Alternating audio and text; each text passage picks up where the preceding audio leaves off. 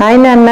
Hi hi hi. ఈరోజు మనం ఏం తెలుసుకోవాలనుకుంటున్నామంటే ముఖ్యంగా మన వ్యూవర్స్ నుంచి ఫ్యామిలీ మెంబర్స్ నుంచి అన్ని విటమిన్లతో పాటు విటమిన్ డి సూర్యుడిచ్చే ఉచిత ఆరోగ్యం అని మనం వింటున్నాం. అసలు ఇది ఎలా వస్తుంది, ఎంత అవసరం, ఎవరికి ఎంత అవసరం, ఇలాంటివన్నీ తెలుసుకోవాలనుకుంటున్నాను నాన్న. అసలు డి విటమిన్ ఇంపార్టెన్స్ ఏంటి ఫస్ట్ అసలు మొదలు పెట్టండి. డి విటమిన్ కాదు, హార్మోన్. డి హార్మోన్ అని పేరు మార్చారు. ఓకే. మొదట్లో రికెట్స్, ఆస్టియో మలేషియా, పోరోసిస్ అని ఎముకలు గుణభావం అంటారు తెలుగులో. ఎముకల సాంద్రత తగ్గిపోవడం అంటారు. రికెట్స్ అంటే చిన్నపిల్లలకి గుండె మీద రుద్రాక్షమాలు వేస్తాము, అలా కంఠహారాలు వేస్తే ఎముకలు ఎక్కువ లావుగుండేవి, రుద్రాక్షమాలు అయ్యేవి. ఆ రెండు జబ్బులతో స్టార్ట్ అయ్యింది రికెట్స్. లైఫ్ స్టైల్ మారిన తర్వాత ఎలా రూపం చెప్తాను. ఉదాహరణకి పూర్వం ప్రెగ్నెంట్ లేడీస్ కి ఎండోమెంట్ పెట్టారు, నడిపించేవారు. మండువాలు ఉండేవి, ఇంకా మండువారి కోసం నడిపిస్తే అది ఆరోగ్యం. ప్రెగ్నెంట్ లేడీకి సూర్యకాంతి అవసరము, ఈజీగా అయ్యేది. అదే చిన్నపిల్లలు పుట్టిన వెంటనే అప్పుడు వాళ్ళకి అవసరం విటమిన్ డి అవసరము, తల్లికి అవసరం అప్పుడు తగ్గిపోయింది.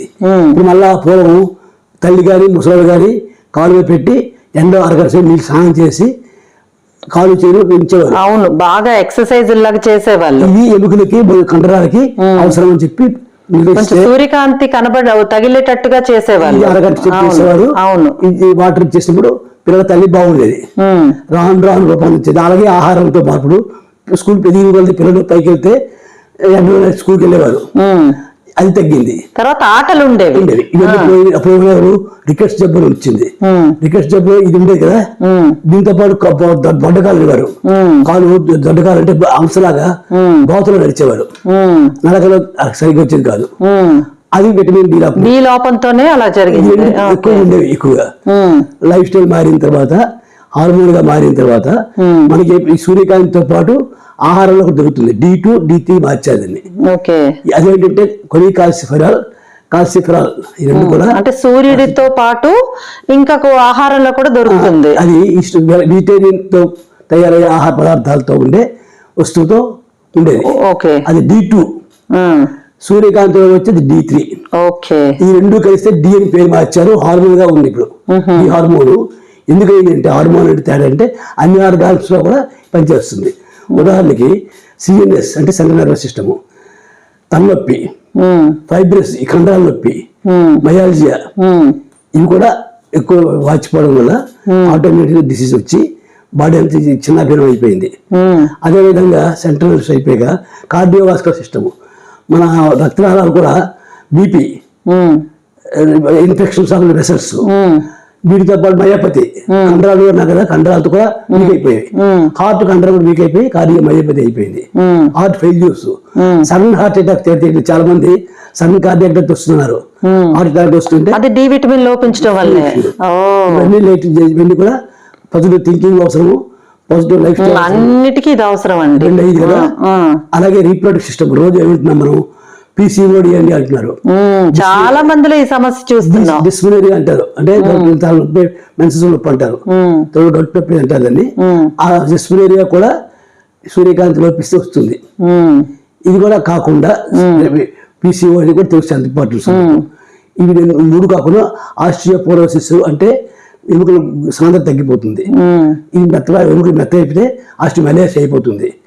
పెద్దవారికి కూడా వస్తుంది. అందుకే నడుస్తుంది ఫ్రాక్చర్ అయిపోతుంది, నడిచి పడిపోతే ఫ్రాక్చర్, చిన్న పడిపోవడానికి కూడా ఫ్రాక్చర్ అయిపోతుంది. ఫ్రాక్చర్ ప్యాథలాజికల్ ఫ్రాక్చర్ అండి. లోపల జబ్బులు మందులు ఎక్కువ వాడిపోయి కార్టికోస్టాల్స్ ఎక్కువ వాడుతున్నాము. అన్ని రకాల జబ్బులకి అన్ని రకాల పవర్ఫుల్ మందులు వాడడం వల్ల, ఉదాహరణకి రిమటైడ్ ఆర్థరైటిస్ చెప్తున్నాము, ఇయర్స్ మందు వాడాలి. కార్టిజోల్ వాడితే విటమిన్ డి ఎంత ఇచ్చేది చాలదు. అందుకని ప్రతి వాడు మందులు 4 రకాలు రాస్తే విటమిన్ డి, కాల్షియం కలిపి 4 రకాలు రాస్తున్నారు. ఆటోఇమ్యూన్ డిసీజ్, రోజు మనకు సోరియాస్ అవుతున్నారు, డాండ్రఫ్ అడుగుతున్నారు. ఇవన్నీ కూడా విటమిన్ డి. నిన్న ఒకరికి తెలిసిన ఆవిడకి నాన్న, ఆవిడకి మోకాలు నొప్పని స్టెరాయిడ్స్ ఇచ్చారంట. ఆ స్టెరాయిడ్స్ వాడడం వలన ఆవిడకి స్పర్శ తెలియక నమ్నెస్ వచ్చేసిందంట. అంటే ఇప్పుడు సపోజ్ బాత్రూమ్ లోకి వెళ్ళి ఎక్కడైనా స్పర్శ తెలిస్తే కదా మనం జాగ్రత్తగా ఉంటాం, అది తెలియకపోవడం వల్ల పడిపోయి ఆ బోన్స్ కంప్రెస్ అయిపోయాయి. అదే చెప్పారు, ఎముకలు గొల్లబారిపోవడము, మలేషియా కదా. ఇది వచ్చినప్పుడు లోపల ఈ మందులు ఎక్కువ వాడుతున్నా కదా, వీటి వల్ల ఎముకలు మెత్తమైపోయి తెలియక ఫ్రాక్చర్ అయిపోతున్నాయి, నడలేకపోతున్నారు. ఎన్ని లైఫ్ స్టైల్ మారిపోయింది. ఎంత ఉండాలి డి విటమిన్ ఒక వ్యక్తికి అనేది ఏమైనా కొలమానం ఉందా? 400 మిల్లీగ్రాములు వాడితే సరిపోతుంటారు. అందుకని ఇప్పుడు వాళ్ళకి చాలా మంది ఏం చేశారంటే కరోనా తర్వాత 60,000 యూనిట్లు నెలకు ఒకసారి టానిక్ ఇచ్చిస్తే ఒక 1 year కాస్తుంటారు. మినిమం ఇచ్చేయాలి. వీటితో పాటు ఆహారంలో కూడా ఎలా తయారవుతుందంటే సూర్యరశ్మితో పాటు పాలు, చీజు, వెన్న ఇవి ఎక్కువ ఉంటాయంటారు. డి విటమిన్ ఉంటుంది అందులో. తింటే ఫ్యాట్ వచ్చేస్తుంది, హార్ట్ జబ్బులు వస్తాయని చెప్పి అంటే మిగతా ఆరోగ్య జాగ్రత్తలన్నీ తీసుకొని ఇలాంటివన్నీ తీసుకుంటుంటే మంచిదే. మంచిది. వెన్న తీసుకోవాలి, మిగతా తీసుకోవాలి, లేదు. అదే మొన్న ఎవరో అంటున్నారు వీటిలన్నిటికీ మీరు నష్టాలు అంటున్నారు, ఏది నెయ్యి తినొచ్చా, నెయ్యి తింటే ఫ్యాట్ కదా అని అంటున్నారు. కానీ ఇంత జాగ్రత్త ఉన్న వాళ్ళు ఆల్కహాల్ విషయంలో ఎందుకు జాగ్రత్త ఉండడం లేదు? మరి అదే అంటున్నాడు చిన్నపిల్లలు, మా పిల్లలు తినలేదండి అని అంటున్నారే. ఇవన్నీ సాధించి కబోర్డు తీసి వెన్న తీసేవాలి. ఈ తల్లికి ఎక్కడ టైం ఉంటుంది ఇవ్వడానికి? అందుకే మా పిల్లలు తినలేదు అంటున్నారు. అది కూడా జంక్ ఫుడ్ కి ఇవన్నీ ఆరోగ్యానికి అవసరమైనవే కాబట్టి వీటిలన్నింటినీ కూడా తీసుకోవాలి. అన్ని సిస్టమ్స్ చెప్పిన రెస్పిరేటరీ సిస్టమ్ చిన్నప్పటి నుంచి కోల్డ్ అంటున్నారు, కోల్డ్ మంది విటమిన్ సి వాడమంటున్నారు. కానీ అక్కడ కూడా ఇన్ఫెక్షన్ రికరింగ్ రావడానికి విటమిన్ డి లోపించింది. విటమిన్ డి 2 రకాలుగా D2, D3 కలిపి వాడినప్పుడు మన బాడీలో నెక్స్ట్ చెప్పాను, దానికోసం టానిక్ వాడమంటే ఇంతమంది వాడేవారు కాదు. ఈ మధ్య కరోనా తర్వాతే విటమిన్ డి పేరు తెలిసింది. అది హార్మోన్ గా మారి రొమటాయిడ్ ఆర్థరైటిస్. ఇప్పుడు ఒక 6 weeks 8 weeks వాడిన తర్వాత అది ఎన్నాళ్ళు కాస్తుంది? అది గ్యాప్ ఇచ్చి కంటిన్యూ మళ్ళీ వాడుతూ ఉండాలి. కానీ దాంతో పాటు కొంచెం సన్లైట్ కూడా తగలాలి. కొంచెం సన్లైట్ తగిలితే మంచిది. ఈ రెండు చేసినప్పుడు ఈ 2 జబ్బులతో పాటు మరికొన్ని జబ్బులు బాడీ అంత కదా, ఇమ్యూనిటీ కూడా పెంచుకోవాలి. పాజిటివ్ లైఫ్ స్టైల్ ఉండాలి, పాజిటివ్ థింకింగ్ ఉండాలి. ఎడ్యుకేషన్ తో పాటు ఉద్యోగంతో పాటు టెన్షన్ ఎక్కువైపోయడం వల్ల, టెన్షన్ స్ట్రెస్ వల్ల ఈ జబ్బు కూడా ఎక్కువైపోతున్నాయి.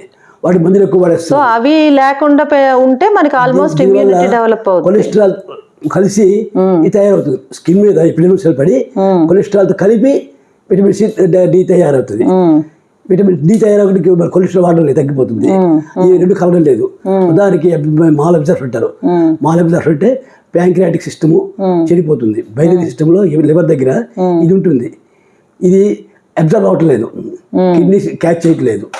స్కిన్ కిడ్నీ కోఆర్డినేషన్ లేక, అబ్జర్వేషన్ లేక కూడా ఈ మనకి జబ్బులు ఎక్కువైపోయి బాడీలో కోఆర్డినేషన్ లేక, విటమిన్ సి అర్థం కాక లైఫ్ స్టైల్ తేడా వచ్చి జరుగుతున్నాయి. కాబట్టి ఈ ఆఫ్టర్ అందరూ కేర్ తీసుకొని రోజు 2 to 8 కనీసం ఒక పొద్దున్న 20 నిమిషాలైనా ఎండ తగిలేటట్టుగా ఉంటూ ఈ ఆహారాలన్నీ తీసుకుంటూ అవసరమైన జాగ్రత్తలు, స్ట్రెస్ ఫ్రీగా ఉంటూ, అది చాలా ఇంపార్టెంట్. యాంగ్జైటీ, స్ట్రెస్ మనకి ఇమ్యూనిటీని డౌన్ చేసేస్తుంది. కాబట్టి పాజిటివ్ థింకింగ్ అనేది అలవాటు చేసుకుంటూ రోజు మన శ్రీలు టీవీ లైవ్కి వచ్చేయాలి. ఎన్ని గంటలకి నాన్న? 2 to 5 కంపల్సరీగా. 2 to 5 మేము కంపల్సరీగా మీతో ఉంటామండి. మర్చిపోకుండా మీరు 2 to 5 మేము చేసే నేను మా డాక్టర్ నాన్న అనే లైవ్కి వచ్చేసేయండి. ఎన్నో సమస్యలకి పరిష్కారం, సమాధానం మీకు దొరుకుతుంది. ఒక సైకాలజిస్ట్ గా నేను వాటి ద్వారా మనం నోట్ చేసుకొని వీడియో కూడా చెప్తుంటాం. ఒక సైకాలజిస్ట్ గా నేను, ఒక డాక్టర్ గా మా డాక్టర్ నాన్న, నేను మా డాక్టర్ నాన్న అని మేము చేసే కార్యక్రమాన్ని సక్సెస్ఫుల్ గా మీరందరూ కూడా వినియోగించుకోవాలని మనస్ఫూర్తిగా కోరుకుంటూ